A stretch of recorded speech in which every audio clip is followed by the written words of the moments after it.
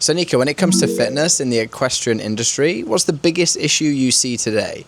So there is so much focus on the horse, right? There's so much of this, the new saddle, the new bridle. Okay, if they're inconsistent in the contact, it must be the horse's problem.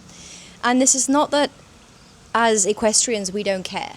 Like, I think we actually care too much, if that's possible. We care because we fundamentally love horses. I mean, I friggin' love them.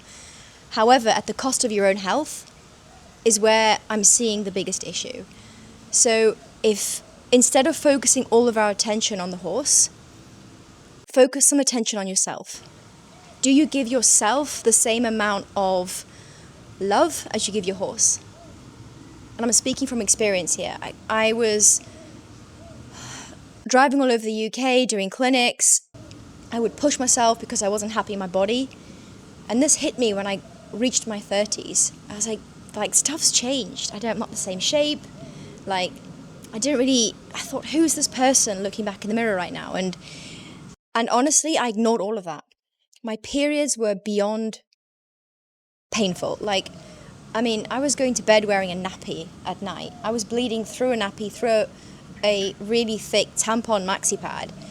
And I still ignored all of this. I mean, let's put this into context. If my horse was in that much pain, I would never ignore that. The vet would be out tomorrow. I would find the money to make sure my horse is fine, to ensure my horse is well. But myself, nah, she came last. And it got to the point where my body went, you're going to ignore me? I'm going to really make it affect your life. Now, as someone who bloody loves horses so much, for me, it got to the point where my wrists were in so much pain that I thought, oh my God, if I can't even do what I love doing, which is helping animals, then who am I? So the biggest advice that I would give equestrians, especially females that want to improve their relationship with their horse, that want to improve their seat, want to improve how they show up for their horse, is actually spend some time on yourself. Now that can be anything from, first of all, tracking your cycle. So important if you still have a cycle. If you don't have a cycle and you're in that perimenopausal phase, still track your symptoms, because every day your body is screaming at you. It is saying something isn't right. Track that every day.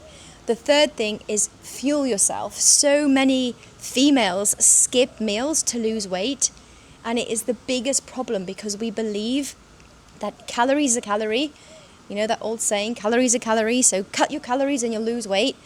This doesn't work for women who have hormonal changes. Now by that I mean have hormone issues with your cycle. Now that can be anything from progesterone issues, estrogen issues, testosterone. The same thing goes with going through perimenopause and into menopause. If you starve yourself, you will actually get fatter. You'll gain weight. And the biggest elephant in the room that no one is talking about is cortisol. So many of us as riders, we go through so much every day with our horse. You know, 1 minute they're fine, the next minute they've got a big fat leg and you're thinking, for God's sake, that's another £1,000 at the vet. Our cortisol levels are constantly raised. If we don't learn how to regulate our nervous system, guess what? The body's going to store more fat. It's a survival mechanism. So that would be my biggest advice for females in the equestrian industry.